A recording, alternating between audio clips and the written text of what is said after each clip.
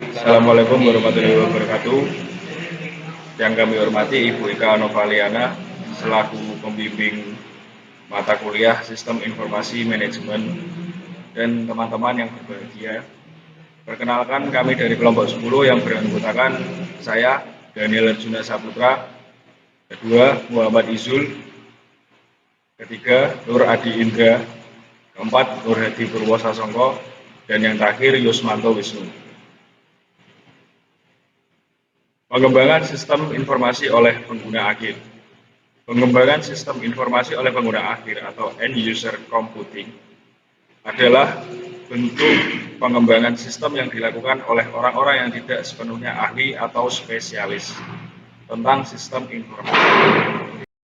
End user computing yaitu pengembangan sistem informasi sangat tergantung pada perangkat atau software pendukung aktivitas pembuat sistem.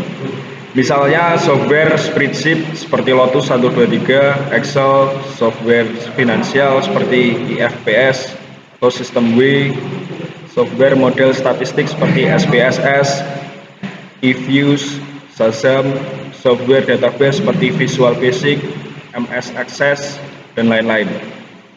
Pembuatan sistem informasi oleh pengguna yang merupakan bagian dari desentralisasi pengawasan sumber daya komputer yang dimiliki oleh organisasi. Pengawasan yang desentralisasi ini sering disebut end user computing dan sangat beragam, baik dalam pihak-pihak yang terlibat di dalam pembuatan sistem maupun apa yang dikerjakan. Karyawan Clerical berinteraksi dengan komputer dengan memasukkan data, membuat perolehan database yang sederhana, penyimpanan laporan, dan mengkomunikasikannya. Para profesional menggunakan komputer untuk analisis statistik, analisis masalah, membuat model, rancangan online, serta review dokumen. Manajer menggunakan komputer untuk membuat analisis yang kompleks, berinteraksi dengan model, memperoleh laporan, dan mengkomunikasikannya kepada yang lain. Berikut gambar pendekatan end user dapat mengurangi waktu pengembangan sistem. Manfaat pengembangan sistem bagi organisasi. Ada beberapa manfaat jika sistem informasi dibuat oleh pengguna sistem informasi dalam organisasi. Beberapa manfaat tersebut adalah: 1. Bebas sumber daya sistem informasi. Pengembangan sistem ini tidak membutuhkan sumber daya informasi. Pengembangan sistem aplikasi seperti ini mengurangi upaya yang dilakukan oleh para profesional sistem informasi dalam menghasilkan laporan khusus dari data dalam file komputer yang ada. Yang kedua, mengurangi penundaan pengembangan sistem. Pengembangan sistem juga mengurangi penundaan sistem yang menunggu pengembangan, baik dalam memindah beberapa proyek atau dengan meningkatkan kapasitas pengembangan secara efektif oleh bagian sistem informasi. Yang ketiga, mengurangi jeda waktu. Dengan cara ini, waktu dapat dihemat dibandingkan jika menggunakan pendekatan tradisional. Yang keempat, sesuai dengan budaya organisasi. Jika bagian dari organisasi yang besar memiliki budaya yang berbeda-beda, maka pengembangan sistem yang sentralisasi sulit untuk menyesuaikan diri. Yang kelima, mendorong inovasi. Pengembangan sistem akan mendorong inovasi dalam penggunaan teknologi informasi dengan mengurangi hambatan birokrasi, kendala sumber daya, dan lainnya. Kelemahan pengembangan sistem oleh pengguna. Beberapa kelemahan yang mungkin timbul dalam pembuatan sistem adalah duplikasi dan membuang sumber daya. Jika beberapa orang dalam bagian organisasi dapat membuat sistem yang mereka butuhkan, lalu setiap orang mungkin memutuskan untuk membuat sistemnya sendiri dengan hardware dan software yang sesuai dengan keinginannya. Dalam hal ini akan terjadi duplikasi dan membuang-buang sumber daya. Yang kedua, meningkatkan biaya. Pimpinan puncak dapat kehilangan kontrol dalam hal pengeluaran untuk teknologi informasi.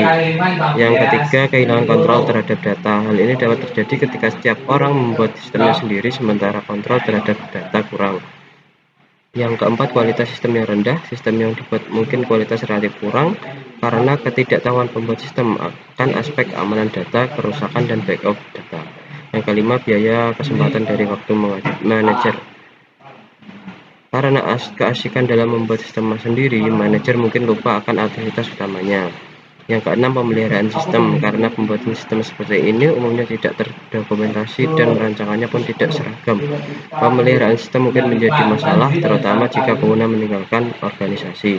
Yang ketujuh, ketidaksesuaian dalam hal mencegah penyebaran data. Jika setiap orang dapat membuat keputusan sendiri-sendiri tentang sistem hardware yang dikembangkan, dan bagaimana mereka menggunakan data, maka organisasi dapat terpecah-pecah menjadi bagian sistem informasi yang tentunya merugikan perusahaan. Pengelolaan end user computing. Organisasi bisnis pengelolaan pengembangan sistem yang dilakukan oleh anggota sebagai organisasi dari manajemen end user computing. Salah satu cara sebuah perusahaan mengelola aplikasi yang dan digunakan oleh pengguna akhir adalah membuat pusat informasi atau informasi center. Pelayanan khusus yang disediakan oleh staf pusat informasi adalah: 1. Pelatihan pemrograman komputer dan alat-alat pendukung. 2. Membuat perolehan dan transfer data. 3. Membuat pembuatan program. 4. Membantu aplikasi querying dan laporan yang diperlukan oleh bahasa pemrograman. Yang kelima, konsultasi tentang alat-alat yang layak dan metodologi yang tepat untuk mengembangkan aplikasi. Perangkat keras pusat informasi bisa terdiri dari mainframes, mini computers, komputer mikro, workstation, atau kombinasi dari berbagai jenis komputer. Pusat informasi ini bermanfaat untuk: 1. Membantu pengguna akhir dalam menemukan alat-alat dan aplikasi yang menjadikannya lebih produktif. 2. Mencegah pembuatan aplikasi yang tidak berguna bagi organisasi. 3. Meningkatkan penyebaran data dan memaksimalkan masalah-masalah penyatuan data. 4. Menjamin aplikasi yang dikembangkan oleh pengguna akhir memenuhi standar keamanan, kualitas data, dan audit. Kebijakan dan prosedur untuk mengelola end user computing. Manajer dapat juga menggunakan strategi lain untuk menjamin bahwa end user computing berperan untuk sasaran organisasi yang lebih besar. Manajemen seharusnya juga mengembangkan pengawasan terhadap end user computing. Pengawasan ini termasuk dalam hal: 1. Penyesuaian biaya proyek sistem informasi end user. 2. Standar hardware and software.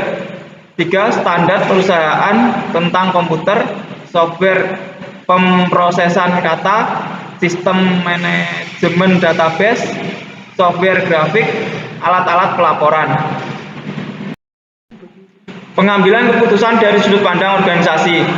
Lingkungan pengembangan sistem perusahaan yang terdiri dari metodologi dan alat-alat di mana organisasi menyediakannya untuk memenuhi sistem. Menentukan bentuk kemungkinan perolehan sistem yang baru dalam menentukan kemungkinan-kemungkinan yang disediakan oleh lingkungan pengembangan sistem perusahaan.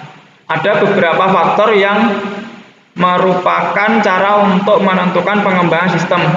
Lee Grimillion and Philip P. Burns atau Martin menyarankan 3 faktor utama tersebut, yakni: 1. Kebiasaan-kebiasaan yang terjadi berulang-ulang di mana organisasi lain mungkin menggunakan pemecahan sistem yang sama atas masalah yang sedang dipertimbangkan.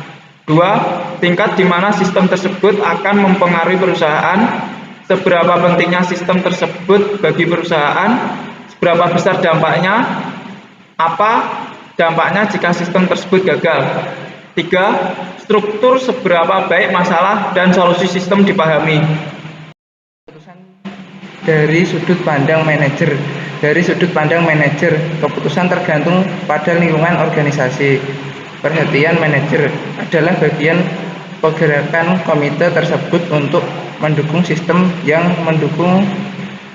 diusulkannya.